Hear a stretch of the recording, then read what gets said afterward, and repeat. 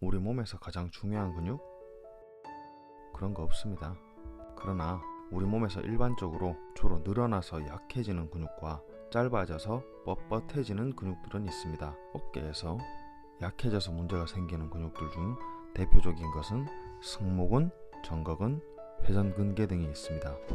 짧아져서 문제가 생기는 근육은 대표적으로 견갑거근, 소흉근 등이 있겠습니다. 이런 약한 근육들이나 짧아진 근육들이 몸을 움직일 때마다 비정상적인 움직임들을 만들어내고 결국 통증과 기능 제한, 부상들을 만들어내는 것입니다. 적어도 운동하는 동안 우리 몸을 안 좋게 만드는 운동은 안 하는 것이 좋지 않겠습니까? 우리의 몸을 망치는 대표적인 운동이 바로 슈러그입니다. 많은 유튜버들이 상부 승모근의 중요성을 강조하면서 상부 승모근을 강화시키기 위해 슈러그를 하라고 말합니다. 심지어 일주일에 6번씩 강화 운동을 하라고 말하는 사람도 있습니다. 승모근은 등 전체에 넓게 부착되어 있는 근육으로서 상부, 중부, 하부로 나눌 수 있으며 그 중에 상부 섬유는 팔을 움직이는 동안 견갑골 거상과 상방회전에 기여를 하게 됩니다. 이 상부 승모근이 약하게 되면 사진에서 보는 것과 같이 어깨의 끝이 하방으로 처져 있는 어깨가 됩니다.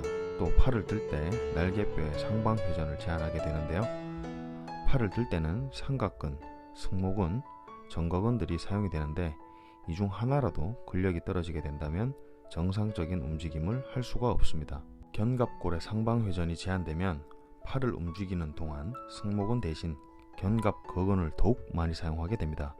그렇게 되면 견갑거근의 부착 부위인 견갑골과 목에 통증이 발생하게 되고 이것은 결국 퇴행을 가속화시키게 되는 것입니다.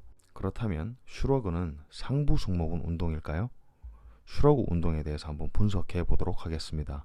슈러그는 두 가지 동작으로 되어 있습니다. 하나는 견갑골의 내전 그리고 견갑골의 거상입니다.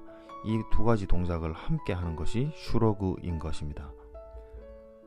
견갑골의 내전은 날개뼈가 척추 쪽으로 모아지는 동작이고 거상은 어깨를 으쓱 하는 동작입니다. 내전의 가장 주동근은 능형근이며 보조근으로 견갑거근이 사용됩니다. 능형근과 견갑거근이 동시에 수축하게 되면 견갑골이 내전, 거상, 그리고 하방회전이 일어나게 됩니다. 견갑골의 거상은 어깨를 으쓱 하는 동작으로서 흉쇄관절의 거상과 견쇄관절의 하방회전이 함께 일어나는 동작입니다. 이때 흉쇄관절의 거상과 견쇄관절의 하방회전이 일어나게 되는 주동근은 상부 승모근이 아니라 견갑거근이고 상부 승모근은 보조근으로서 아주 약간의 역할을 하게 됩니다.